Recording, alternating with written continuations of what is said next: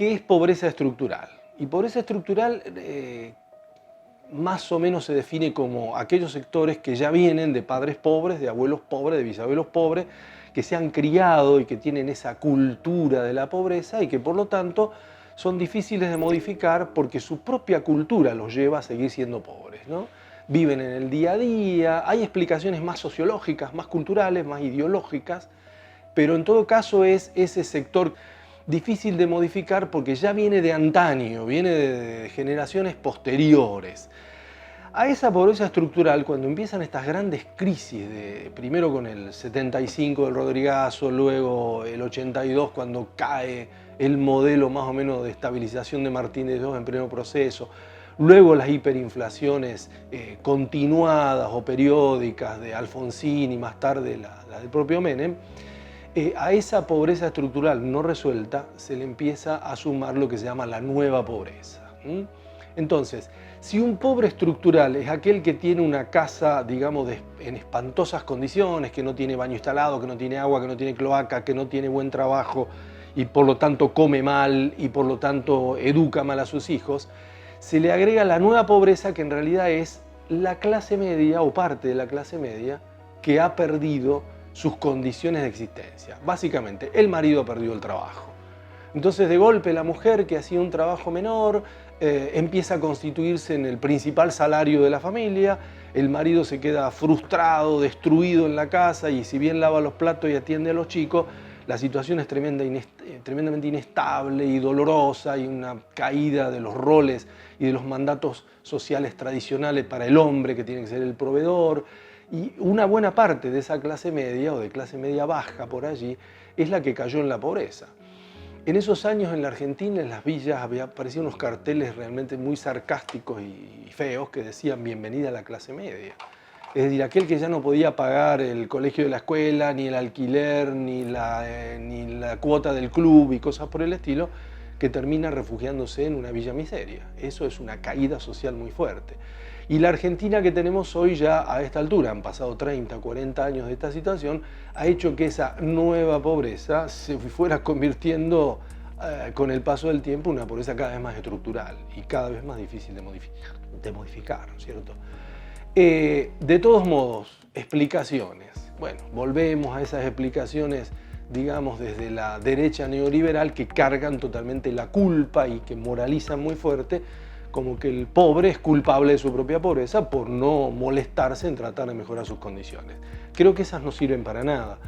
Creo que las explicaciones que sirven son las que dicen, bueno, lo que ha cambiado acá es la estructura, es decir, no es que de golpe se cambió la composición genética de la Argentina al punto tal que de golpe ahora tenemos un porcentaje de población que es racialmente inferior y por eso no se puede adaptar a la modernidad.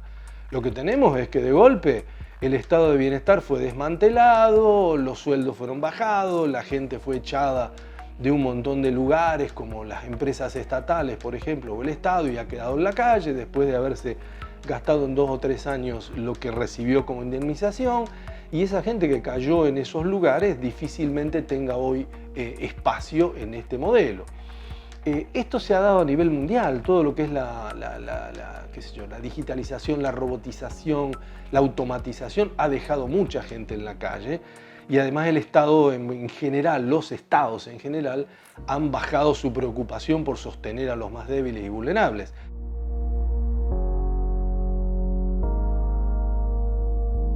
Pero en la Argentina esto fue particularmente muy fuerte. Nosotros pasamos de ser un país que nos sentíamos parte del primer mundo occidental y cristiano a ser hoy un país que, si nos comparamos con nuestros supuestamente más atrasados colegas sudamericanos, estamos cada vez en peores condiciones, en niveles educativos, en cantidad de cuestiones, ¿no?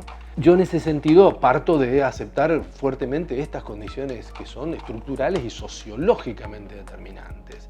Y además de no considerar a los pobres como que son los pobres por fuera del sistema. Los pobres son pobres porque en el sistema hay pobres en relación a otros que no son pobres. Es decir, son parte de una relación social. Lo que algunos sectores sociales y económicos se llevan de más en el reparto social, los otros se llevan de menos.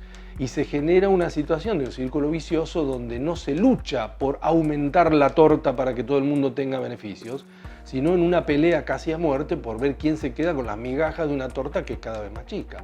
En una estructura social más armada, estoy pensando en la posguerra, que fueron los años donde la economía capitalista durante 20 o 30 años creció de manera más sostenida y de alguna manera se convirtió en más inclusiva, había como grandes actores muy estructurados, ¿no es cierto? Estaba el Estado muy fuerte, muy armado, las clases empresariales representadas por sus instituciones patronales y los sectores obreros donde la presencia sindical era muy fuerte.